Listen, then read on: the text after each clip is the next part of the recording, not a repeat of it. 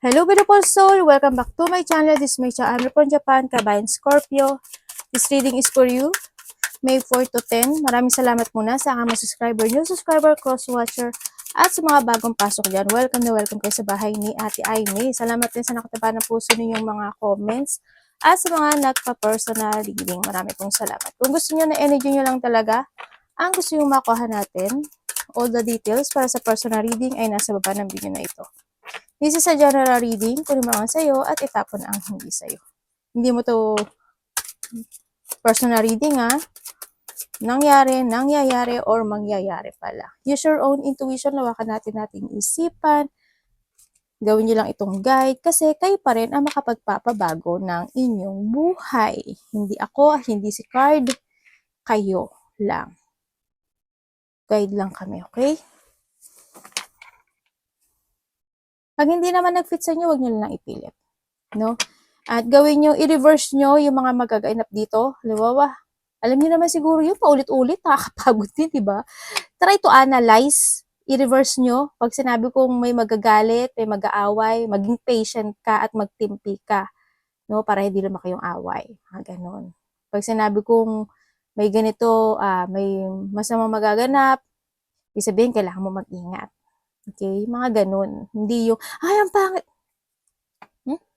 Kailangan ba i-memorize siya? Okay, let's go. May mga, maybe you will receive some information or communication. Ako nakikita, maaring bagong tao, or maaring may mga iisipin ka na gusto mo nang simulan sa buhay mo. O may mga iisipin ka na siguro any situation, there's a beginning, kumbaga, no? Maaari you're doing your fashion, ganyan, may mga biglaang mangyayari, may mga gagawin ka activity this time, ganyan, may upisa ka activity, o kaya naman, anak ba ka? Yan. O iba naman sa inyo is, maaari makaka-receive ka ng news o messages. Yun. May mga feeling emotions ako nakikita or a reflection from the past. Maaring ganun sa iba sa inyo. Maaring malapit sa puso nyo, maaring karelasyon nyo, or maaring anak mo, ganyan. Or maaring nakakonect tong tao na to sa'yo. May mga magi-emotional ka or malulungkot ka. Yun. There's something ending sa iba sa inyo. May ending. Mag-ingat kayo, hindi naman kayo lahat, maaring makaka-receive ka lang ng information or something happen lang, o may mga isipin ka lang, ganyan. Pero mag-ingat pa rin kayo. Mayroon accident, malaki man o maliit yan, may warning lang naman to. May mga sitwasyon na bigla ang magaganap, hindi iaasahan, or meron ako nakikita na hospital, doktor, or surgery. Yun ang nakikita ko. Sana there's no loss of life. Maaring, hindi ko naman sinasabi na lahat kayo. Siguro, when it comes to a loss of money, loss of pet, loss of boyfriend, girlfriend, ganyan. O kaya, sana hindi buhay. Sana hindi Siyempre, mahirap na. Ano pa naman kayo sa negativity? Ay, nako, life. Okay, ay yung iPad natin. O kaya may mga depression lang. May sadness, depression, o kaya pero may transformation sa iyo eh. May mag-i-end sa buhay mo. Kundi siya na emotions, siguro, halimbawa, mag-i-end sa buhay mo, iba-iba, relationship, sadness, or pagkakautang, mga ganyan. Example ko lang yun Basta something ending into your life. Ganyan sa nakita ko to. And also, mag-ingat kayo, maaring iba sa inyo may sakit, no? May illness kasi ako nakikita. Ikaw or malapit sa puso mo. Iba sa inyo may mga alaga kayong hayop, maaring pusa, cat, or any animal. So nakita ko to. Dito ka na sa sitwasyon mo na you're starting to focus or you need sa mga dapat na focusan this time. Yung mga main concern mo. no? Merong mga choices, magkakaroon ka na ng mga choices, multiple choices, may mga pag-aalinlangan magaganap, or just sa decision making, ako na nakikita sa'yo. Maaaring ba dito, separation, or magpaparaya ka sa isang bagay o sitwasyon sa buhay. Yan. May may kasiyahan naman ako nakikita dito. Merong tao na trusted person ako nakikita dito. Maaaring kapatid mo, maaaring karelasyon mo, yan, kaibigan mo. Yan. May loyal, may taong loyal. Maaaring ikaw ito ha, loyal, trusted person. Mabait. Yan nakikita ko.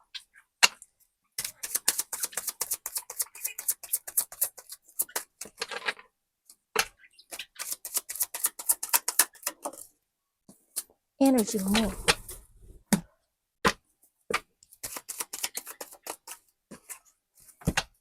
Okay. Okay.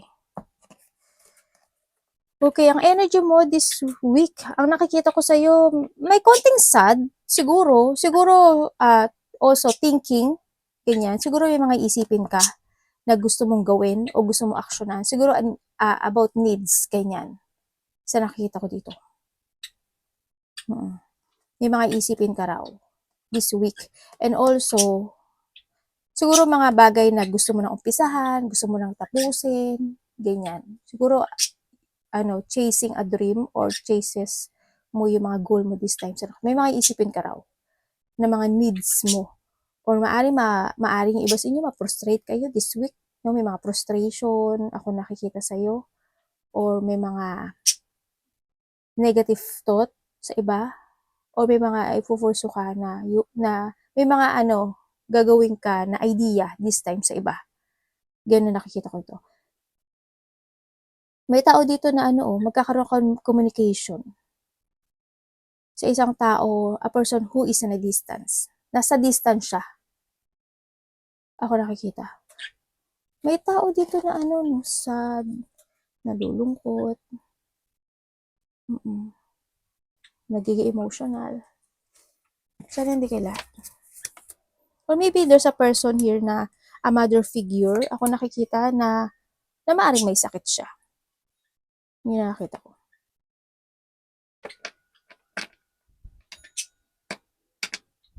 May trouble kayo?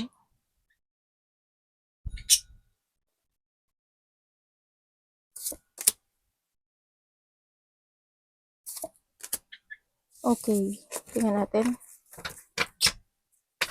Ano parating kay Scorpio, Universe? When it comes dito, huwag ka agad-agad kikilos, huwag ka agad-agad, kailangan, kung may mga needs ka sa buhay mo, o may mga gusto mong ma-achieve, o to fulfill something into your life, ang sinasabi dito kasi, huwag kang magmadali. You need to plan. Kasi, magiging maganda yung fortune mo. Pag-isipan mo maigi. Ganun. O maaaring pag-iisipan mo siya talaga. O sa iba dito is, there's a good luck and good karma and good fortune kasi sa'yo. Kumbaga, there's a new direction happen sa buhay mo. Pero kung paplanuhin mo yung mga bagay-bagay o sitwasyon mo sa buhay mo, kumbaga, huwag kang magmadali. Kumbaga, kailangan planado. Kumbaga, handun yung sitwasyon na naisip mo lang, gagawin mo na. Magbe-mess ka dun. Ang kapalit nun is bad luck. Hindi magiging maganda yung resulta nun. Kaya, planuhin maigi. No? Yun na nakikita ko dito. Kailangan, you need to patient. Kailangan mo maging patient. Siguro, handun din yung pagiging patient mo. Diba? Sa iba sa inyo na magbago yung takbo ng buhay nyo. Okay lang yun. Kasi susunod sa inyo si Fortune eh. Huwag ka magmadali. Ay, namatay yung iPhone natin. Parating sa'yo ito. Wow.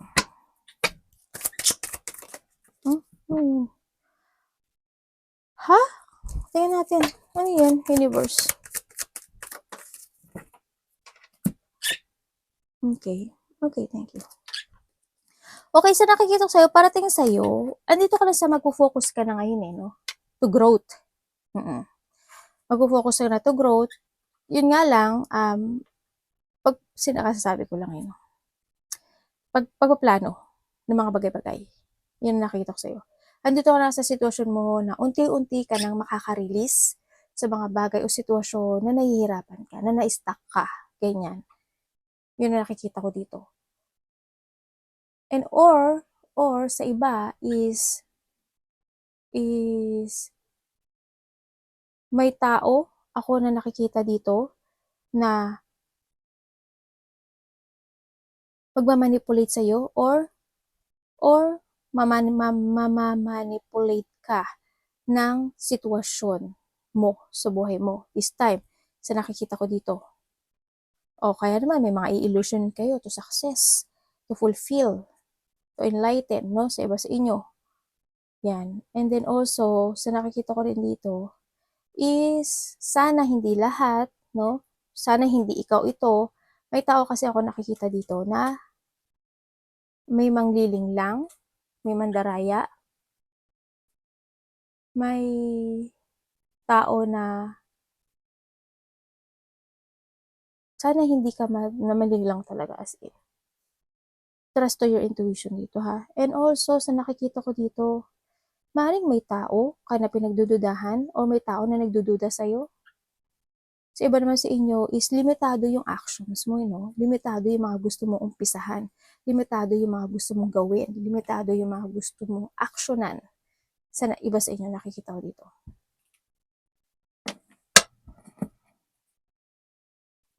Tingnan natin ang dapat iwasan. Scorpio.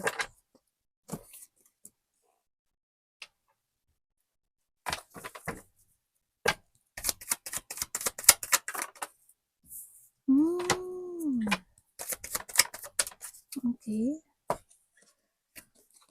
Okay, ang dapat mo daw iwasan, yung hindi mo i-forward yung mga plano mo. Yung maghintay ka lang. Ganyan.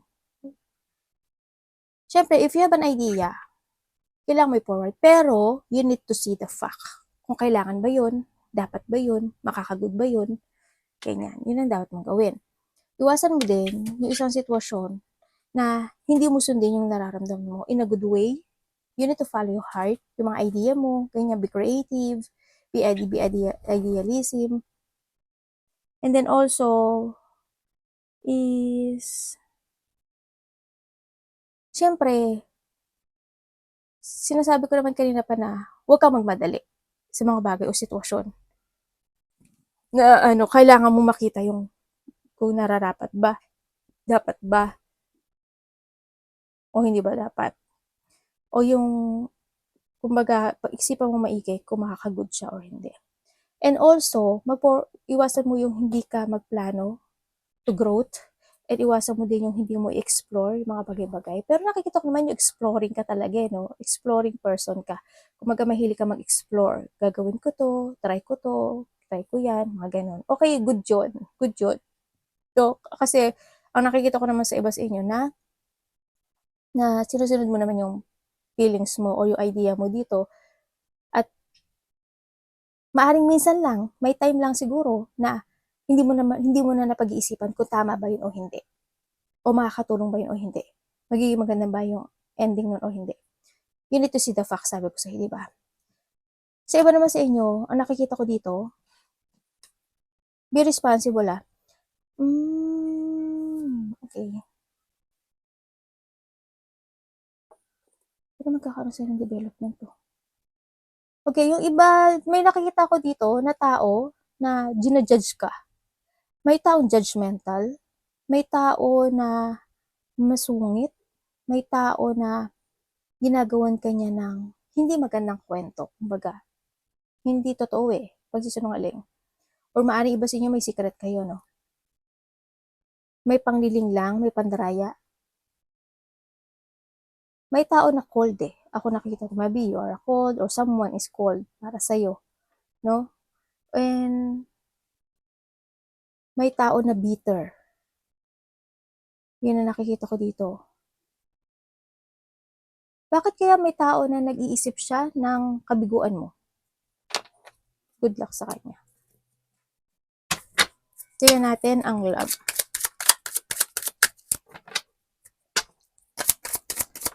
Labi sa lahat, ikaw, sarili mo, kapatid, magulang, karelasyon, kaibigan, kasama sa trabaho. When it comes to a love,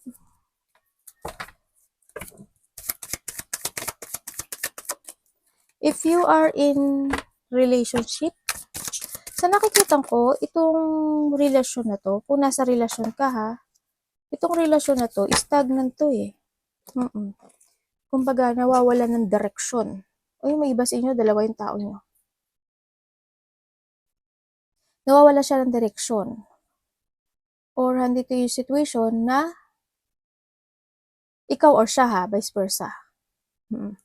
Maaaring nagkakaroon ng conflict or may mga samaan ng loob. Ako nakikita, kung kayo is na magkarelasyon, may mga pagkikimkim ng sama ng loob o nararamdaman no, sa inyong dalawa.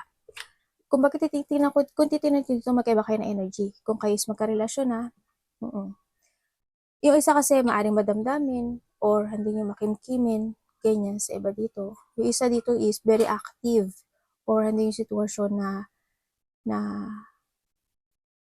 pag nagdesisyon, kailangan level up. Nagbibigay siya ng level up sa mga goal niya o sa mga sitwasyon niya. In this relationship, sa nakikita ko dito, yun nga, may mga puot, galit, or nagkakaroon ng distraction in this relationship, nagkakaroon ng lack of direction dito sa relationship na to. Kaya nagiging emotion yung isa sa inyo sa nakikita ko. If you are in a relationship, kaya nahandun yung deep wound o sitwasyon sa buhay na nagkakaroon ng painful. Ganun nakikita ko. Kung kayo is magkahiwalay nitong taon na to, sa nakikita ko dito, kasi someone want to fix dito sa sitwasyon. Maring gusto niyang mag-apology, gusto niya makapag-communicate sa'yo, o gusto niya mag-sorry. Gusto niya ng renewal sa'yo no? Gusto niya ayusin itong relasyon na to sa nakikita ko dito. Or maaaring ikaw to ha. Yun, ang nakikita ko sa kanya. Pero bakit kaya parang ang nakita ko kasi dito, hindi niya kayang ibigay nung tao na to, naging option ka, hindi niya kayang ibigay yung same na pagmamahal na ibinibigay mo sa kanya. Maaaring nagkaroon ng changes, no, sa inyong dalawa. Wala, yung ilaw ko. Yun. O diba, di ilaw. Init tong ilaw ko. Okay, sa iba sa inyo kung you are a single, kasi sinasabi ito, ano ba yung talaga gusto mo when it comes to a relationship? Ano ba yung gusto mo? Gusto mo ba yung matipuno, yung maalaga? Yan. Matipuno, maalaga, yung ba talaga yung gusto mo sa buhay mo? O yung sitwasyon na wala ka control, kundi makokontrol ka? Ano ba daw yung gusto? Kailangan you need to fix or you need mong alamin sa sarili mo kung ano talaga yung gusto mo in a relationship. Diba? Yun. Kumbaga, hindi yung sitwasyon na kailangan kung may mga hindi naging maganda in the past, na mga maling nagawa o naganap in the past, dapat this time, manindigan ka na itama mo na yung relationship na yun para hindi na maulit muli. Tingnan natin ang money mo.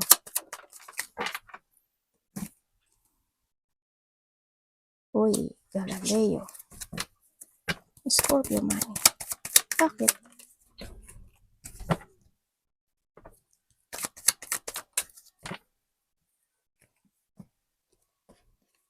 Okay, when it comes to your money, medyo nakikita ko sa'yo dito, kung if you have a business, o kaya may mga trabaho, ganyan, hindi siya nagiging stable, pero ang nakikita ko, there's a new horizon na magaganap ang mangyari sa'yo.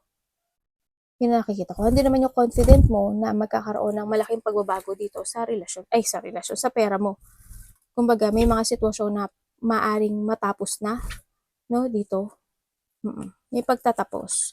Kung halimbawa may mga pagkakautang ka o may mga nangutang sa'yo, yan, maaring yung iba dito is matapos na yun o may magbayad na sa iba sa inyo. Yun. Or when it comes to a money rin, sa nakikita ko dito, hope kasi ang nakita ko to is not stable pero magiging okay daw. Ito. Siguro by this, kasi may mga accomplishment ako nakikita when it comes to money. siguro by October, months, weeks, ganyan. Sa nakita ko to, days sa iba. Sa iba dito, ano to, months. May mga accomplishment or may mga magaganap na pagbabago sa buhay mo. Kasi may mga magtatapos na eh. Kumbaga magkakaroon ng transformation when it comes to money. Halimbawa, sabi ko nga kung may utang kayo, maaaring babayaran mo na yun, matapos na yun. O may mga nangutang sa iyo na maaaring magbayad unti-unti, no? Mga ganun. O kaya yung business mo, if you have a business o sa trabaho mo, kung nagkakaroon ng hardship doon o hindi nagiging maganda. In the past, this time is magkakaroon ng unti-unting kaganapan na makakakita na ka na ng liwanag o pag-asa. Ganyan. Any opportunity. Universe.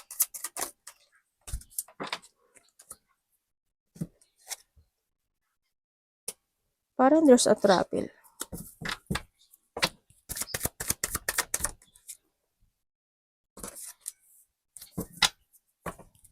Opportunity. Oh.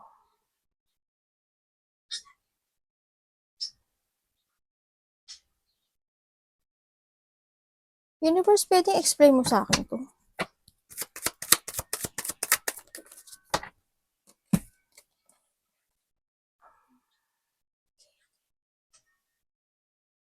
Expected and unexpected, ano? Expect and unexpected na maaring may lalabas na pera sa'yo. Alam ko naman na araw-araw tayo may lumalabas na pera. Pero this time kasi medyo baka maging malaki.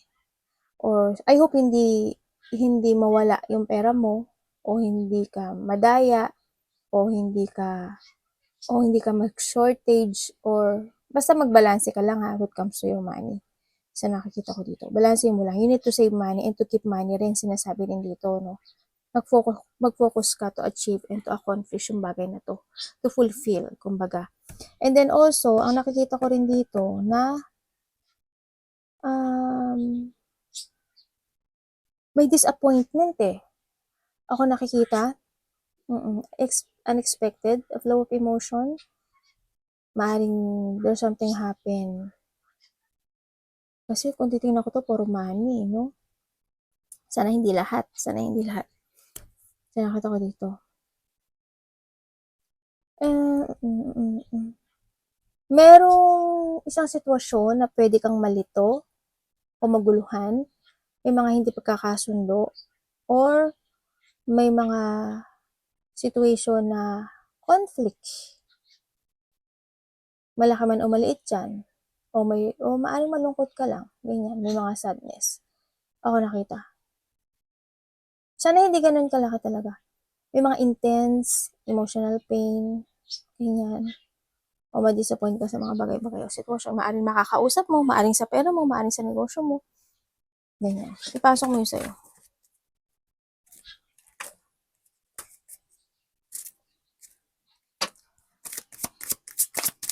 Sa nakikita ko dito, parang inihiwalay mo yung sarili mo sa ibang tao. Siguro sometimes you want to be alone, no? Dito, sa sitwasyon. Para may nakita ko gano'n. Advice po, universe, kay Scorpio.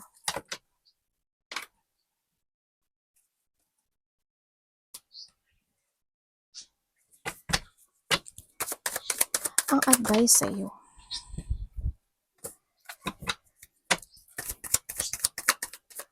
Okay, ang advice sa'yo, sabi dito, minsan daw mag-enjoy ka rin. Kumbaga, enjoyin mo yung buhay mo, ganyan. Kasi tandaan mo, life is short. Life is short. Kayo na mag-adjust sa English ko, ah. Alam niyo naman na bobita ako.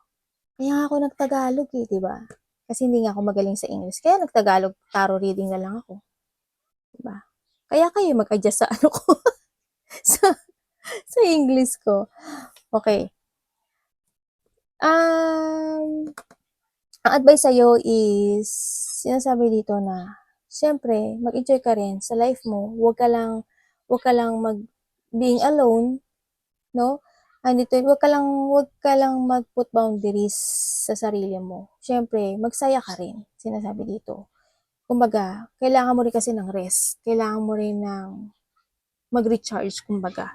No? Wag lang yung sitwasyon na nakatutok ka lang palagi sa ganito, sa ganyan. Doon. I-relax mo din yung sarili mo. Hindi masamang mag-enjoy.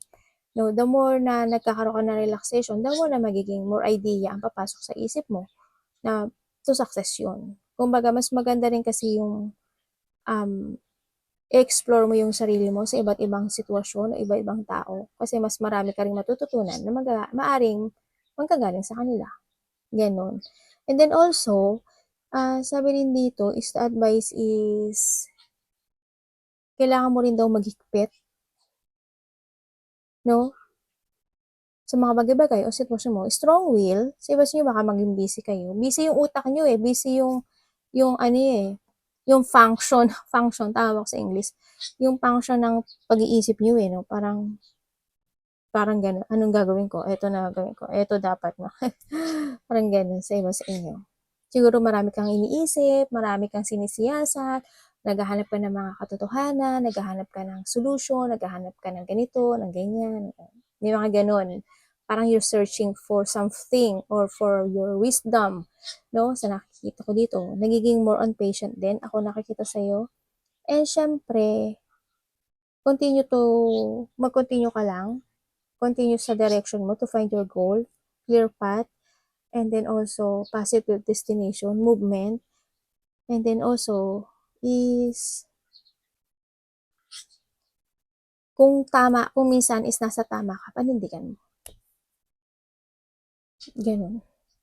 Try to collaborate, try mo rin na mag-share ng goals sa iba or kasi may nakita kong ganun eh.